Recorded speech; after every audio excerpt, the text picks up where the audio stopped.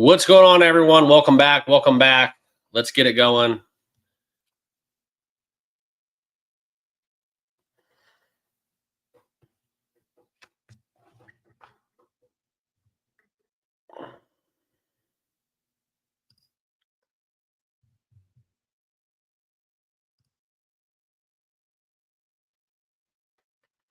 Welcome. Who we got coming in the chat?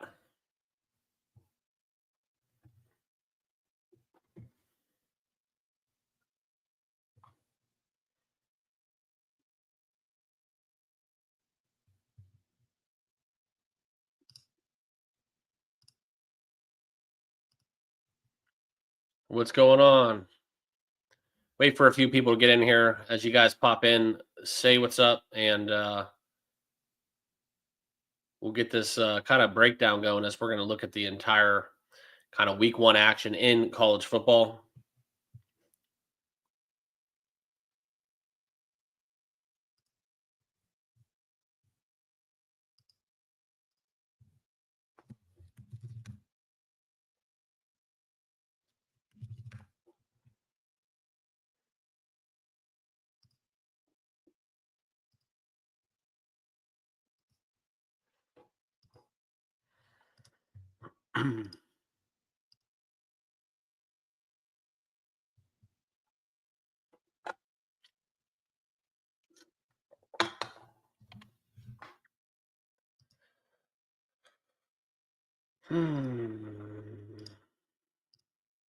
What's up? What's up? Sometimes it takes a while for people to get in here. We'll see how many people filter into the live stream, and let me know if you guys can hear me well in the chat. But we're getting the numbers starting to flow. 10 people. We'll wait for a few more to pop in. We'll get it going. Big week of college football. Big week. So got Bong Tokes in the house.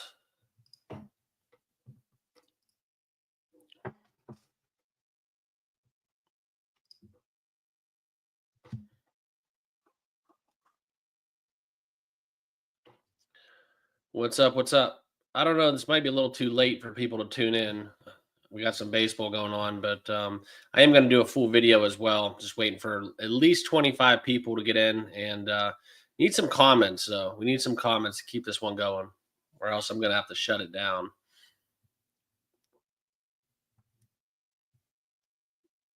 YouTube, for some reason, kind of takes a while to let people know that we're live. That's why you got to have the notification bell turned on.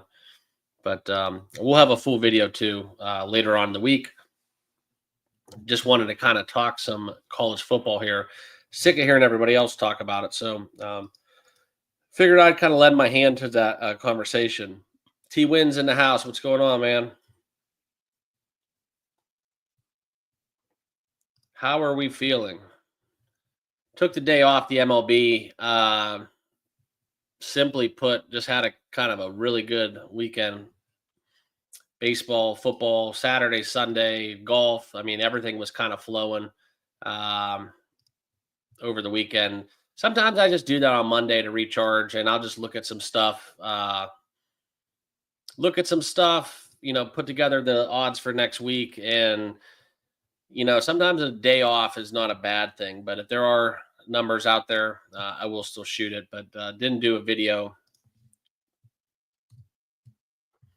Childress in the house. What's going on, man? Thanks for tuning in. We'll wait till we get about 20 people. Let's get the comments going. And got to work on some of my setup. My green screen's kind of giving me some issues. So kind of revamping my studio / office.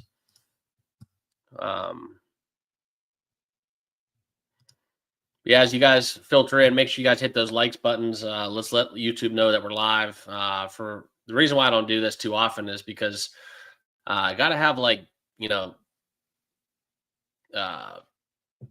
doesn't really make sense for me to do it with just 10 people.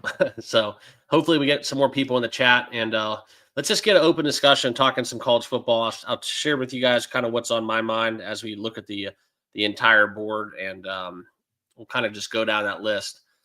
Is Joey coming back? We actually just had a little discussion about that. We're trying to look to get put together a little podcast, and basically morning of like NFL Saturday morning, Sunday mornings, just kind of do like kind of a round table kind of thing.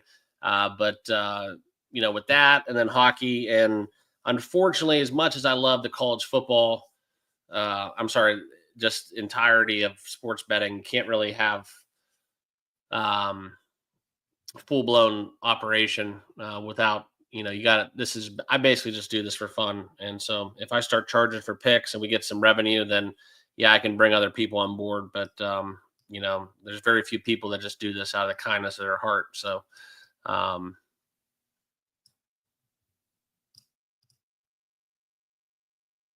yeah, so about the mustache, so I'm going to a country concert. Wait, that don't look good.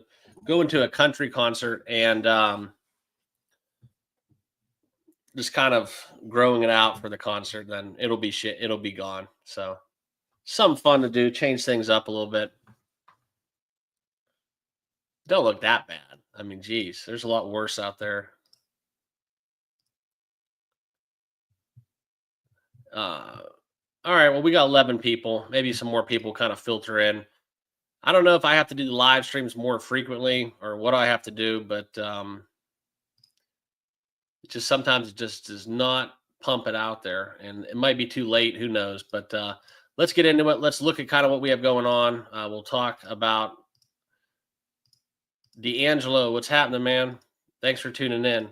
Trying to find something that works out best. Yeah, we'll go with this one. I like this guy. Okay, so we are using Outlier. Also, let me know in the chat. Have you guys heard of Brocco bets? If you do, if you have, let me know in the comments. I might have an exciting thing to share with you guys. But we are going to use some of the premium stuff with Outlier. That's why you tune in. That's why you kind of show up, because this is something where, yes, it is a nominal subscription, but one of my favorite tools out there in the betting industry, and great way to kind of look and piece it all together. So we'll kind of kick it off. I mean, this is a whole different way. I mean, this is not the 16 game or the 15 game baseball slates.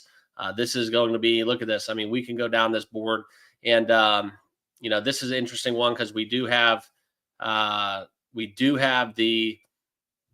Labor Day Sunday game. We do have, I think, a Monday game with North Carolina, and then also I don't know why the hell they do it. It chaps my ass, to be honest, but they got to figure something out with these noon kickoffs with primetime games. There's no reason on earth why Texas, Ohio State. I actually heard it was the Texas.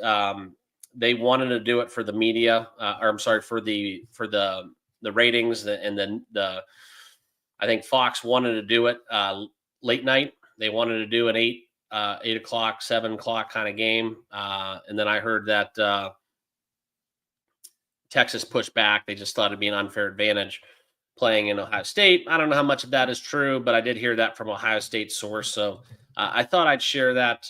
But I do hate those noon kickoffs. They are good if you're trying to play an angle and get on one of the sides on Travel Spot. You a lot of times with that west-east time change, we could catch a team sleepwalking there at noon. Happens quite often. Okay. But let's look into the action. Okay. And we do have some more people in the house. I want to give some shout outs. Richard's in the house. D'Angelo, I do love to kind of sprinkle in some parlays, but if you've been rocking with me for a while, they don't always hit, but when we do hit them, they do hit a lot. Just going to be, I kind of have a pretty tried and true strategy, especially in baseball. I'll put together 4 or 5 leg parlays, usually money lines, a couple totals every once in a while if there is a one that glares off the page at me. But yeah, I mean, I try to keep it in that 6 to 10 to 12 to 1 range, depending on how I feel. And I probably, I think profitability wise with parlays, it's actually over the long haul. They say, never parlay. I don't quite frankly believe in that. If you have a system that works and it does pay, then go for it. But parlays, I could count on the number of times. I mean, one leg away from thousands of dollars. It happens way too more than it should. Simply put, that's why you don't parlay. hindsight's 2020, but if you can hit 4 of the 5 legs and you play them straight, stack those units. And when I do parlay, I kind of take a round robin approach to it. So if I have my best bets, I might dumb them down a little bit, take a buy a half point here or there, never more than minus 200 to minus $2. And then, yeah, I mean, that's just kind of how I do it. It works. Gotta love it. I actually hit a big one on Saturday, like 10 plus with the one, with 4 of the college football games that we had Saturday. So, yeah, I mean, we were 2-1 to start the season. Lost on a UNLV ticket. That was one that kind of stung a little bit. But sometimes, when you're wrong, you just want to be dead ass wrong. And we cashed on Hawaii. I know it was a 50-50 proposition towards the end of the game, where it was probably slanted a little bit towards Stanford, but still, that was the right side, in my opinion. Also, the under in that game cashed for me. And then we did make out a little bit with some of the leans I had. Western Kentucky was another strong lean I had. The over in that game was a strong lean. So a lot of the leans did hit. And then we were on Iowa State and the under as well. So, this YouTube thing, I'm trying to figure it out. I've been doing it for over a year, I think 2 years now. And if anybody has any ways to offer up some information or help from a social media standpoint, I would love it, because I can tell you guys, there are some bad days. I'm not, a wizard, but there's a lot of times where I'm going 8-1 with props, NFL picks and stuff, and just can't get the word out. I want to share it with the world. So, we'll talk about some stuff here. Appreciate the love here, Bong Tokes. C. Thomas in the house. Appreciate you, man.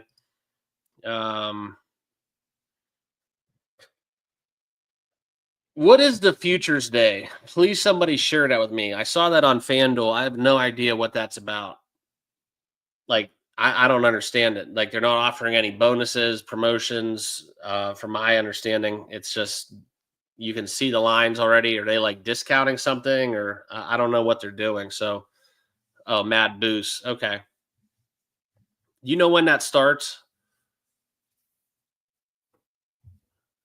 Is it just going to be like first thing in the morning, or is there some insight on that?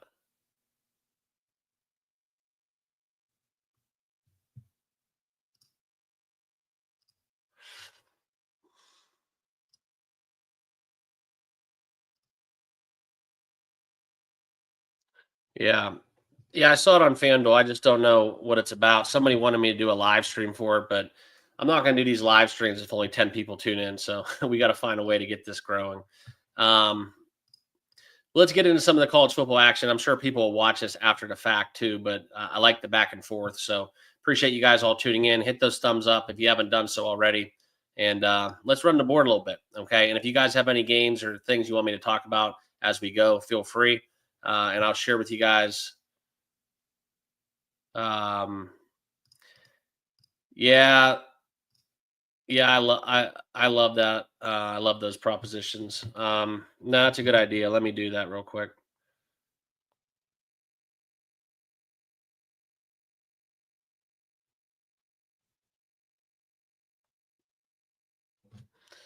We'll see what happens. Okay, so let's get down into the action. We'll kind of just run the board, talk about some things, and obviously we do have some marquee games, notably the LSU game versus Clemson. You got Ohio State, Texas. You got Notre Dame, Miami. Monday will be fun to watch. Bill Belichick makes his debut. We'll talk about that. I'm going to be fading a lot of spots that I think that I think this is it's a tricky week because these numbers have been available for months now.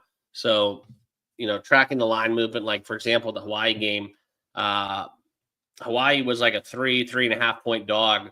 And then they closed almost a 3.5 point favorite. So, when you get about a touchdown line movement over the course of 2 months, preseason camp, NIL moves, transfers, all that good stuff, injuries, that does kind of impact us as bettors. Okay.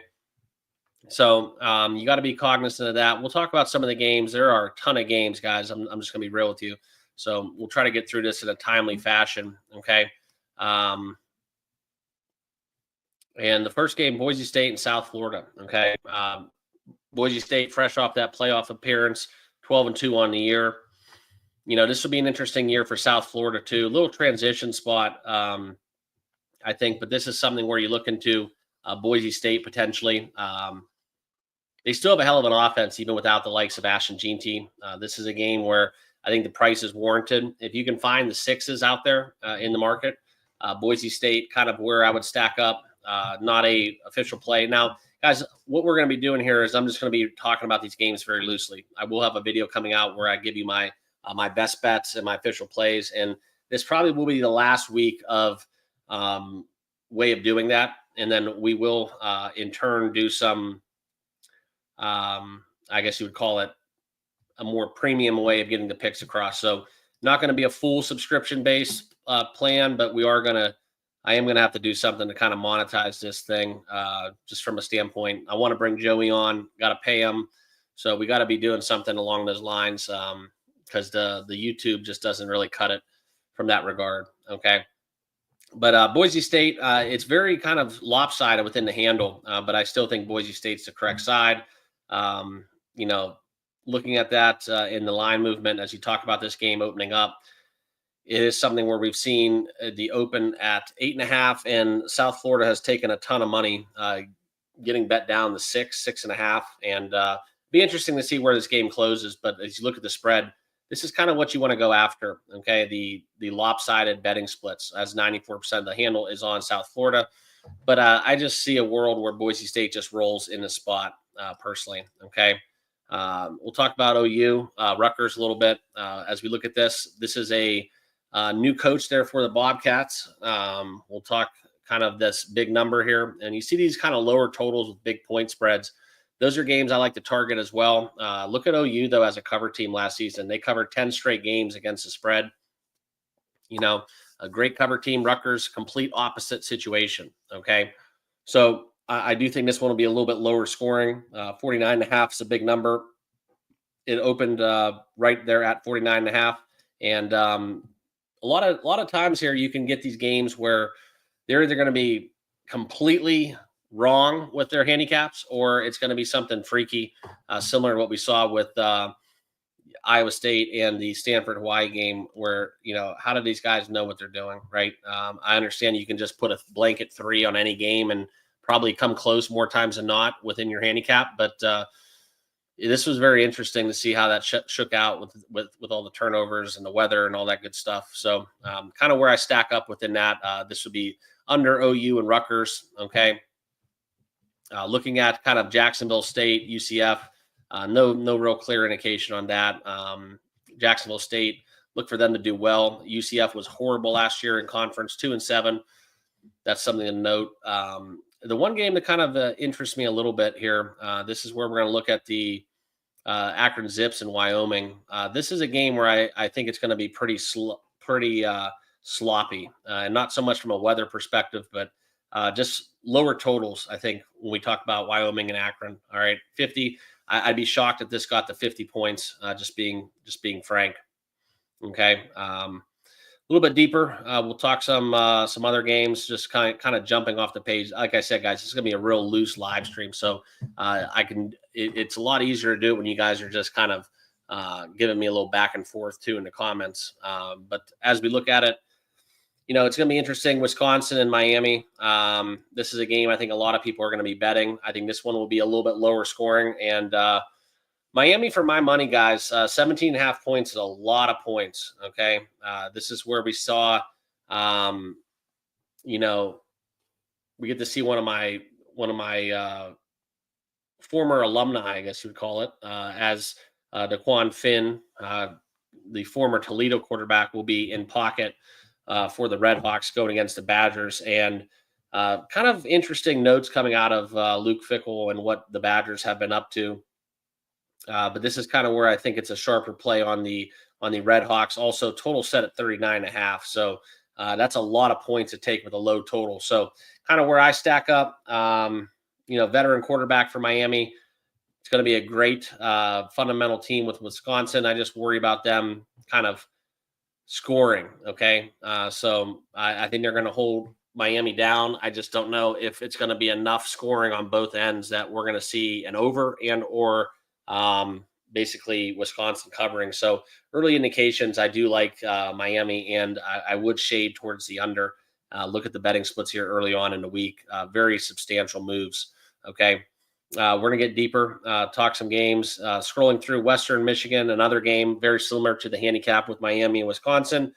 Kind of lower total. Western Michigan, though, 10 straight covers, and you look at them 20.5. This is one where it kind of bodes well, you think, for the Broncos. Early indication.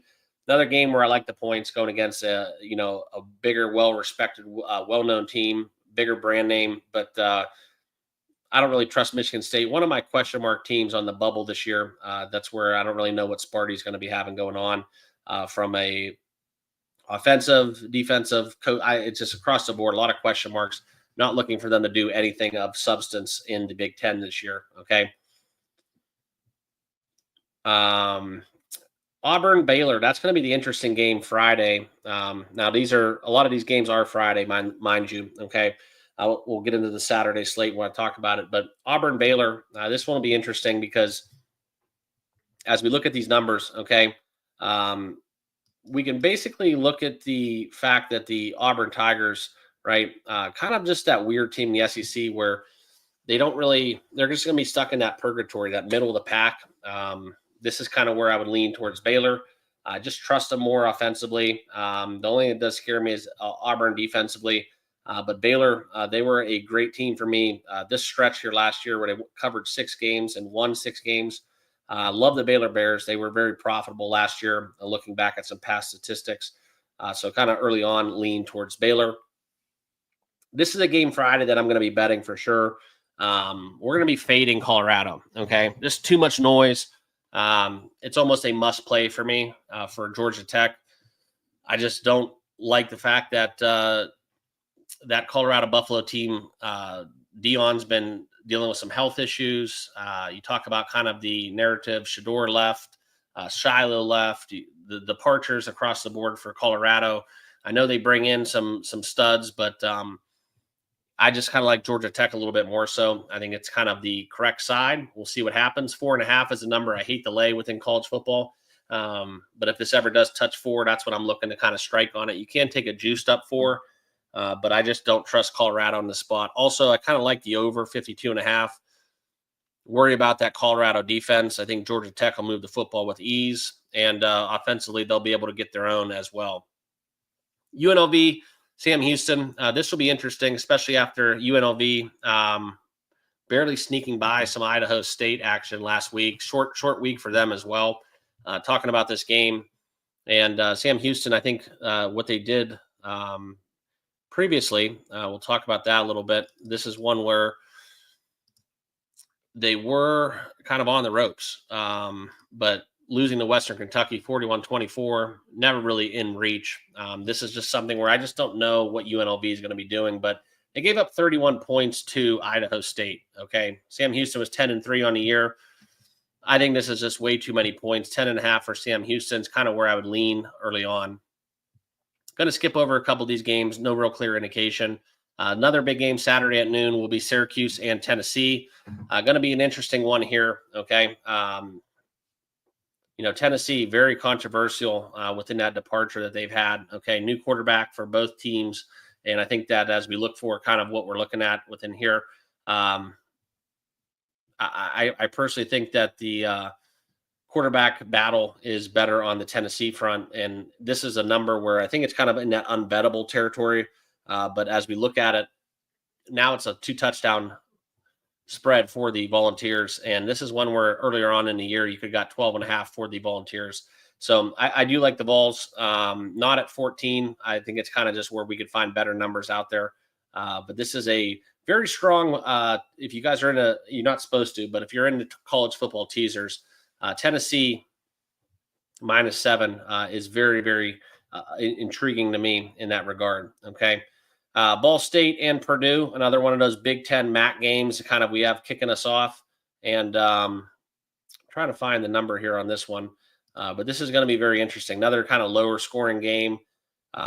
too many points for the MAC school. I just think that Purdue don't know what we're going to get. Number really kind of ticked in favor of Purdue, as this was a 16 and a half point spread to open up. Purdue was 1-11 last year. Okay. They kind of really struggled, really struggled. They didn't cover a spread in 10 games. So looking at the Boilermakers here, going to be a tough battle, I think, for them in the Big Ten. But I do suspect they make it through Ball State, which was one of the worst teams in the MAC last year. And I think at 17, if you can find it sub 17, if you like the Boilers, but that's just a big number for week one. Just no real way to play that game, in my opinion. And then kind of talk about this game in specific, right? Texas and Ohio State. And this is kind of one of my feature discussions, which I'm going to talk more about it in my breakdown of the slate. For me, guys, I like Texas in the spot, right? I think that we talk about young quarterbacks with what we have with Arch Manning. And, I know Jeremiah Smith is on the other side for Ohio State. Julian Sayin just doesn't look like a quarterback right now in this point in his career. I heard some indications from camp that within the spring game and the sessions that just he's good, but it's just not ready yet almost. So I know the Buckeyes, they reload. They're in dynasty mode pretty much. A lot of people have them winning the national championship again. A lot of people have Texas winning the national championship again. But I think that loss is fresh on Texas's mind. Noon kickoff gives them an opportunity. Week one, there's really no school to have to worry about, no travel concerns. I think they're going to be ready to play. And I think this is one where I might get a little frisky with this one because I do see it being almost a pick 'em closer to game time. And for me, guys, I'm going to play this a little bit differently. Okay. I think what I'm going to do is I might end up just kind of being stupid on this one. I was talking with somebody, and I might take Ohio State on the money line, minus 120, and use it kind of to hedge a bet where I take the Longhorns. And when I take them, this is going to be something weird I might do, and I might just call my shot on this. Okay. And I know Ohio State hasn't lost a home opener since 1999. I saw that statistic. But I might be looking into the market where I take Texas minus 16 and a half at plus 560. Okay. Call me crazy. I know they haven't done that a lot, but I think that this one potentially could have some ugliness written all over it. And if we talk about it in this regard, even 5-1 almost, Texas minus 13 and a half at plus 420. I don't know. It's just kind of where I'm at. I think this could be a blowout for Texas, but if it's not, I think Ohio State wins. So I probably will take Texas minus 13 and a half, maybe minus 12 and a half, and then also bet the Ohio State money line, where if they do win, great. And if Texas wins, it could be by blowout. So that's kind of where my early head is. It might be just a fun bet I make just to enjoy it. We'll see what happens, but that's just kind of where my head's at, kind of just off the cuff looking into this. Okay. Another marquee game on Saturday, Alabama and Florida State, looking at the Seminoles and what the Crimson Tide returns.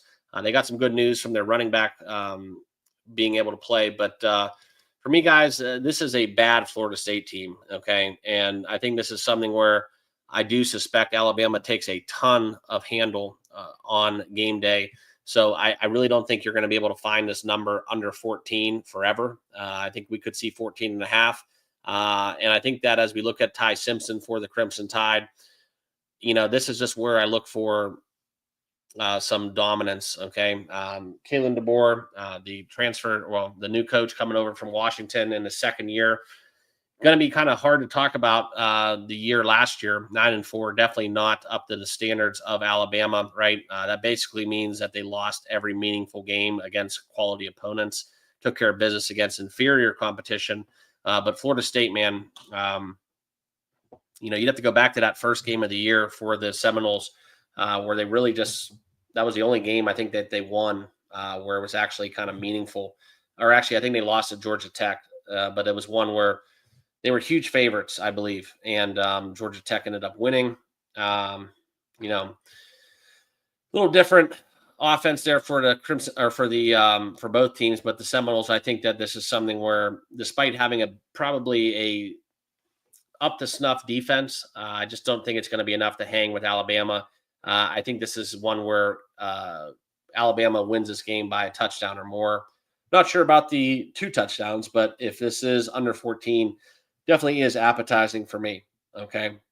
Um, Penn State, Nevada. I'm not going to talk about this game in terms of this week, but Penn State as a whole, I'm not sure of all the love for Penn State. Okay. I just don't trust James Franklin, to be honest. 13-3 on the year. They blew the game against Notre Dame in the playoffs. We all know kind of how the Ohio State game will work this year as well. And yeah, it's basically the writing on the wall. So I do suspect this might be James Franklin's last time in Happy Valley. We'll see what happens. But it's just kind of where I stand by Drew Alar. I know he's going to be better, but it seems like just, the same thing with Christian Hackenberg that we had in recent years. Same old Penn State team, same old coach, same old offense, and just kind of how it shapes up every single year. It's the same story and just different people wearing different jerseys for Penn State. So never going to not root against Penn State. Kind of a team that I do pull for a little bit. It is what it is, but just kind of more so, I think I'm in the fade category for Penn State on the season. I do think they'll make the playoffs. I do think they'll be a little bit better than last year potentially, but I just have a lot more question marks, I think, than other people do in the betting industry. Okay, next couple games worth talking about. Georgia Marshall. That's just kind of a blowout game, week one. Couple ones of note: New Mexico and Michigan. I actually kind of had this conversation with some people. I almost want to pull for the camp that the death penalty should have been in store for Michigan after last season or after that Connor Stallions debacle. Whatever they banned Harbaugh for whatever forever duration it is. And I don't think he'll ever come back to college football, but so it doesn't really matter. But for me, guys, and my money, I think this is something where I just don't understand it because I even think I heard the comments from Ohio State's defensive coordinator, Jim Knowles, and, he was quoted saying that 75% of defenses out there or teams out there in college football, they steal signs in some form or fashion. So, quite frankly, I just don't know. I know they used electronics and they did some maneuvering and scheming to kind of make it more apparent and more flagrant, if you will, but I'm kind of on both sides of the fence on that argument. If the death penalty should have been warranted or if it even mattered, so to speak. It's kind of where I stack up. Okay. LSU Clemson, that's going to be another big game, marquee game Saturday night, the one that everybody's going to be looking forward to, I think, of this Saturday slate after the Texas Ohio State game. And one thing I'll tell you guys is Brian Kelly. This is going to be a good matchup in terms of kind of just we're going to find out real quick who these two teams are, right? Clemson has a lot of steam, and this could be the most fascinating game of week one, to be honest. I think, Notre Dame, Miami is going to be 2. I personally think Ohio State, Texas is going to be number 3 just because we know what we're getting with those two clubs. They're going to be around at the end of the day. So as it relates to LSU and Texas, I know Nussmeier comes back. And LSU is probably going to be a little better than 9-4. But this is just something where, as a lot of people are really high on that, on some of those pros that they do have on Clemson,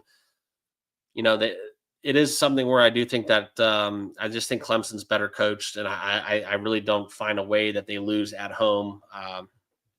That's just where I stack up. So kind of how I see it playing out. Probably will be on the Clemson side, some form or fashion. I don't know if I'm going to lay 3.5, but I do like Clemson in that spot. Okay. Hawaii, Arizona is intriguing because of the injury that was on the Hawaii quarterback. They do play this one on the road. Arizona's opening up. Kind of lean towards Arizona if you can find a flat 17. Okay. I know it's a lot of points, but if Hawaii is not in form whatsoever within the quarterback position, I could see Arizona winning by a blowout. That's one game that kind of caught my eye. And then we'll talk about these final 2 games because I think these are the ones that, are relevant for Sunday and Monday, respectively. Notre Dame and Miami. Okay. There's a lot of sharp bettors that are on the Hurricanes and Mario Cristobal's tenure. This could be his best team, albeit they don't have Cam Ward. The transfer in Carson Beck. We'll see what happens. But this is something where not only is it a good rivalry, but I also think it's kind of just a great kind of conclusion to opening up the college football season. Okay. That's what you want to see. I love this game when it's being played. I actually was in attendance for this game the year where Miami just absolutely beat the brakes off of Notre Dame. And it was a game where I've never been in a college football environment where it was that much dominant in a home field advantage, right? I've been to the Big House. I've been to, the Shoe. I've been to Happy Valley for a whiteout. I've been to a lot of big name stadiums and marquee games and even playoff games, bowl games, whatever artificial crowd noise they weren't supposed to be pumping into the stadium. And I actually sat like in the back row. So I got to sit right under the speaker, and you're not allowed to do that for college football, or at least you weren't at the time. And that was pretty much one where it didn't really matter who Miami was playing or how Miami played in that game. It was just going to be ugly. I couldn't even hear myself talk, and it was all fake noise. But that was just something where it's my only fear leading up into this game is that Miami does something like that, and it's just going to be a riot and just a ruthless environment where the game stays close. But with Jeremiah Love, I do have a futures ticket on him, 50-1 for the Heisman. Young quarterback within CJ Carr, winning that quarterback competition, playing Miami. Just kind of stacks up for me, guys. I think Notre Dame and Marcus Freeman, what he's looking to do in his I believe his third year or fourth year, perhaps. It's going to be, this is the year for Notre Dame, right? It wasn't last year, it's this year. And they didn't go to the quarterback transfer portal. They stayed in-house. They fought out a traditional quarterback competition within young up-and-comers. And I just think that this is going to be a season worth watching for the Fighting Irish, where I think that the steam is kind of warranted, where they look to improve upon their 14-2 season, avenging a national championship loss. And yes, I am a Notre Dame fan, but one of the best offensive lines in college football. That does travel. So as we do look at this game, it's going to be very hard to kind of not bet on Notre Dame for this game for me. Just from a personal level and from a betting standpoint, I just think this is something where I don't trust Crystal Ball. I don't trust Carson Beck. And outside that Miami home environment there at Hard Rock Stadium, for me, guys, this is going to be a Notre Dame ticket through and through. Okay. Next game, Bill Belichick's debut. And this will be the last game we talk about in this live stream. The North Carolina Tar Heels open up with TCU. Now, TCU, for my money, guys, I think this is going to be a Horned Frog team that is going to be a little bit better than last year. Okay. So for me, it's pretty much simple handicap here. I don't know what we're going to get from Bill Belichick. Okay. But I do know, similar to the Colorado handicap, I'm probably going to fade him. Okay. And I don't necessarily want to do that too often if he's coaching Tom Brady and the New England Patriots. But as we look into this, guys, I think this is something where TCU 9-4 on the season last year, 5-3 in conference. They got a shot in the Big 12. But for us as bettors, TCU, I think, is going to be a money line play for us on that Labor Day Monday. Not sure if I'll lay more than a 3. I probably will just take a -3, or I'm just going to lay TCU money line, but almost an auto bet within fading Bill Belichick. I know that they brought in players, all that good stuff, but I think this is just kind of where I think a lot of public's going to be betting on Bill, and we're going to go the opposite direction. So it'll probably be a TCU, pretty substantial bet based on how we do over the weekend. So that's just kind of how I see it stacking up. All right. So that's pretty much it. That's the entire board. I'll open up for some comments. If you guys have anything, please feel free to leave down below, and we'll kind of get this back and forth going before I get out of here.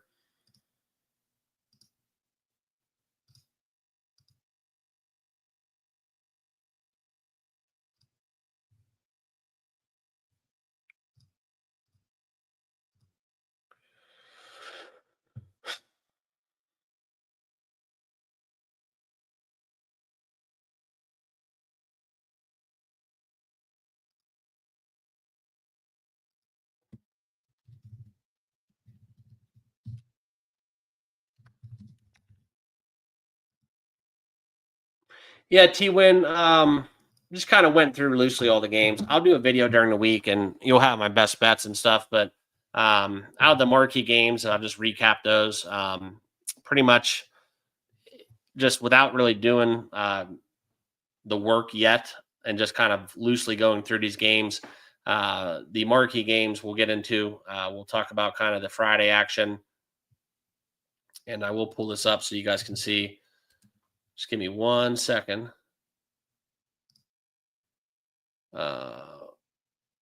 Yeah, so kind of like the Friday game between, it's tough because we're doing a few games. Auburn and Baylor. I'm kind of on the Baylor side initially, and from there we'll go Saturday. I like Texas probably more than most. I think Alabama over Florida. I mean, I like the chalky kind of Alabama over Florida State. Some other top 25 games worth noting that I did talk about. Clemson and LSU. Just don't like LSU in that spot traveling. I think that Notre Dame, Miami. I'm going to be back in the Fighting Irish and fading Bill Belichick on Monday. That's pretty much the gist of it. Of all the kind of outside of the games that we'll have action on, that a lot of times those are the games I stay away from, to be honest. I usually bet a smaller school, try to bet smaller schools that have an edge on, so to speak, and then from there. But if we're going to talk about those marquee games, that's kind of where I stack up. So would I lay parlays for any games? You really, that's kind of just a personal thing. I will for fun, but for just tradition, I bet traditionally just straight up sides and totals. And you're not supposed to tease college football, but to answer your question, that's something I do with some fun. Those are my like little fun coupons, I call it. So I'll just put like 1 unit to try to make a 5 to 12 to 1 bet and see what happens. And those are more so just to have some fun. But